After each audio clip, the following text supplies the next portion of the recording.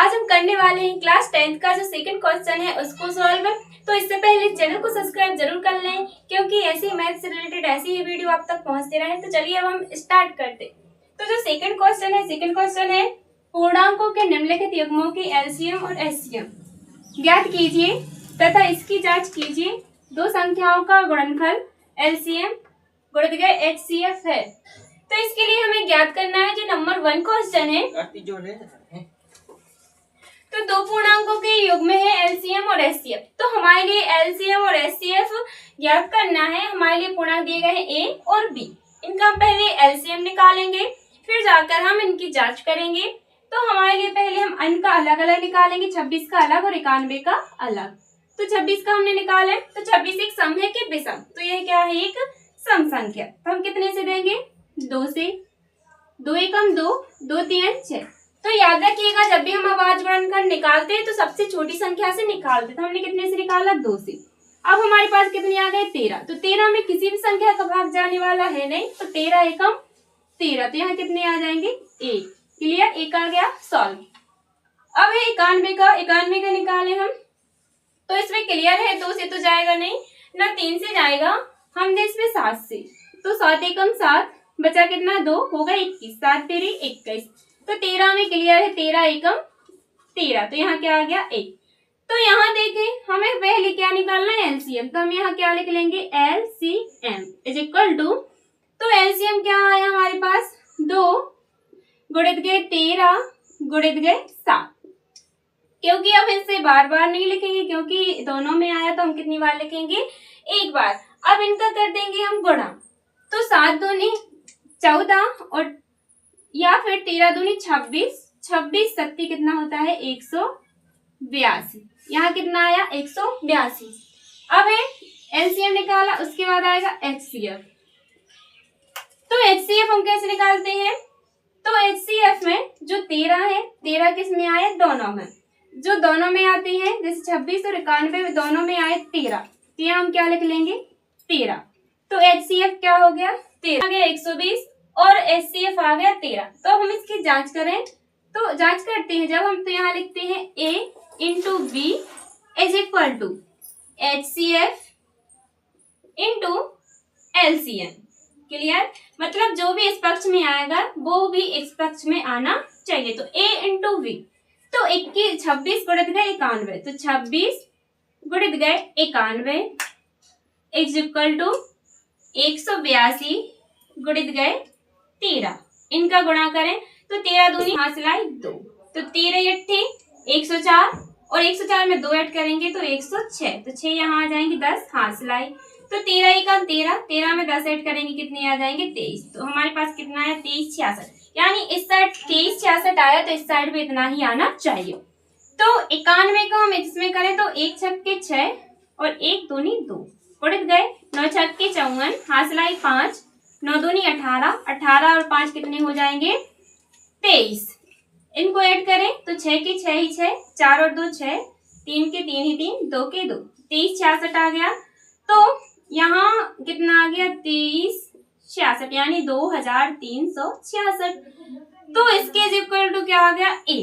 तो इसका जो भी है एलसीएम और एचसीएफ ज्ञात करना था और फिर इन दोनों का गुणा करके हमें बताना था कि दो संख्याओं का गुणनफल क्या एलसीएम और एचसीएफ है। तो इसमें हाँ है, क्योंकि दो जांच करना था, तो जांच क्या है, सही, यानी ए कैसा है हमारा सही। निकालेंगे और 510 का यहाँ निकालेंगे और 92 का यहाँ। तो निकाले अभाज्य गुणनखंड। तो सम संख्या है, हम 2 से देंगे तो 2 दूनी 4, बचा 1 हो गए 11, 2 पंचे 10, बचा 1 हो गए 10, 2 पंचे 10। अब 2 का नहीं जाएगा क्योंकि पीछे विषम आ गया, तो 3 से दे 3 8 24, बचा 1 15, 3 से जा रहा, तो 3 8 24, बचा 1 हो गए 15, 3 5 15। अब फिर से जाएगा 3 से, तो 3 एकम 3, 3 दूनी 6, बचा कितना, 2 हो गए 25। तो 3 से नहीं जाएगा, कितने से दे हम, सीधे 5 से। तो 5 एकम 5, बचा 3 हो गए 35, 5 7 35। अब 17 में केवल कितने से जाता है, 17, 17 एकम 17 हो गया ये। अब देंगे 92 में, 92 में हम कितने से देंगे, 2 से। तो 2 चौकी 8, बचा 1 हो गए 12, 2 छक 12, फिर से दे 2 से, 2 दूनी 4 और 2 3 6। तो 23 एक ऐसी संख्या है जिसमें केवल स्वयं का जाता है, तो 23 एकम 23। क्लियर। इसमें हमने अभाज्य गुणनखंड निकाला। अब हम निकाले एलसीएम। तो एलसीएम इज इक्वल टू 2। यहाँ 2 आए, यहाँ हमने 2 लिख दिए। अब यहाँ कितने आए, गुणित गए 3, गुणित गए 2, यहाँ आएंगे 23, गुणित गए 5, गुणित गए 17। अब हम इनका गुणा करेंगे, तो गुणा करें एलसीएम था, एलसीएम कितना आ गया 23,460 और एचसीएफ। तो दोनों में देखें एचसीएफ, यानी दोनों में जो कुछ आया तो 3 है, 3 यहाँ आया, यहाँ नहीं, 5 यहाँ आया, यहाँ नहीं, तो 2 है, 2 यहाँ आए और यहाँ, तो जो एचसीएफ है वह निकल के कितना आएगा 2। क्लियर। अब हम करेंगे जांच। तो जांच होती है A into B is equal to LCM into HCF. तो A इंटू बी, A क्या है हमारा 510 और B क्या है हमारा 92 इज इक्वल टू एलसीएम क्या है 23,460 इंटू एचसीएफ क्या है 2। तो 2 शून्य शून्य, 2 छंग 12, हासिला 1, 2 चौके 8 और 1 9, 2 3 6 और 2 दूनी 4, तो ए आया। अब हम करें इसका, तो 2 शून्य शून्य, 2 एकम 2 और 2 पंचे 10 इंटू 9 शून्य शून्य, 9 एकम 9, 9 पन्ना 45, इनको ऐड करें तो 0 2 9 6 4, 46,920 इसका आया एंड 46,920 इसका। तो दोनों पक्ष बराबर है, तो जांच भी कैसी है सही, यानी कि जो भी हमारा अभाज्य गुणनखंड है वह कैसा आया सही। अब नेक्स्ट इसका थर्ड है का, तो हम यहाँ कितने लिख लेंगे 336 और यहाँ आ जाएंगे 54। क्लियर। अब हम इनका निकाले अभाज्य गुणनखंड, तो यहाँ 2 से दें तो 2 एकम 2 बचा 1 हो गए 13, 2 छंग 12 बचा 1 हो गए 16, 2 अट्ठे 16। अब फिर से दे 2 अट्ठे 16, 2 चौके 8, फिर से दे 2 चौके 8, 2 दूनी 4, 2 दूनी 4 और 2 एकम 2। अब तो 2 से नहीं जाएगा, कितने से देंगे 3 से, तो 30 7 21 और 7 एकम 7। क्लियर। अब फिर दे यहाँ 2 से, 2 दूनी 4 बच्चा 1 हो गया 14, 2 सत्ते 14। अब 3 से दे, 3 नाम 27, 3 त्रिका 9 और 3 एकम 3। क्लियर। तो हमारा जो अभाज्य गुणनखंड थे, गुणनखंड तोड़ने थे, हमने गुणनखंड तोड़ लिए। अब हम लिखें इनके और इनके जो भी हमारे पास एलसीएम आए होंगे उनको हम लिखें। तो हम यहाँ देखें एलसीएम 2 यहाँ आए 2 यहाँ, तो हमने यहाँ कितने लिखे, क्या लिखा 2, तो यहाँ 2 आए यहाँ, तो इनको हम एक बार लिखेंगे 2 इंटू 2 इसके और 3 इसके, 2 इसके फिर 3 इसके, फिर 2 यहाँ से और 3 यहाँ से, यानी ये 2 बार आया तो एक बार लिखेंगे और इंटू 7। क्लियर।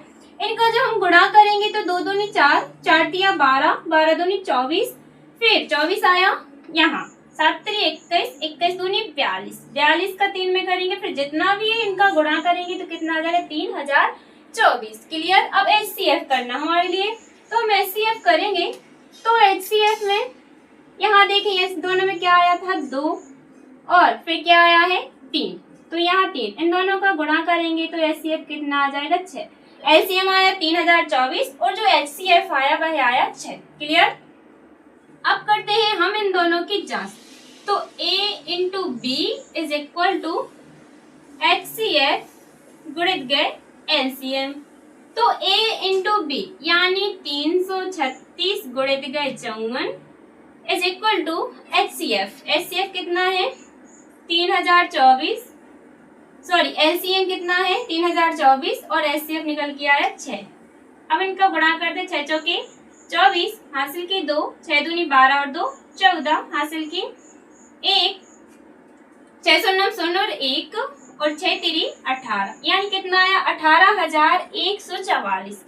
तो 54 में, क्योंकि एलसीएम जो हमारा है कितना है 54, तो इसका करें 4 6 24 हासिल कितनी आ जाएंगी यहाँ 2, 4 तिया 12 और 2 14 हासिल की 1, 4 तिया 12 और 1 13 इंटू 6 पंचे 30 का शून्य हासिलाई 3, 5 तिया 15 और 3 18 हासिलाई 1, फिर से 5 तिया 15 और 1 16। क्लियर। तो 4 की 4 ही 4, 4 के 4 8 और 3 11 हासिल की 1, यहाँ 8 और 1 18,144 इसका आया और 18,144 इसका आया। तो दोनों की जांच सेम है, तो तो यानी यह भाज्य गुणनखंड सही है। आई होप कि तीनों क्वेश्चन आपको अच्छे से समझ आए होंगे, और जो भी समझ ना आया हो आप कमेंट बॉक्स में बता सकते हैं। एंड हाँ, आई होप कि चैनल को सब्सक्राइब कर लिया होगा, क्योंकि मैथ से रिलेटेड ऐसे ही वीडियो आप तक पहुंचते रहे। तो मिलते हैं किसी नेक्स्ट वीडियो में, तब तक के लिए बाय बाय।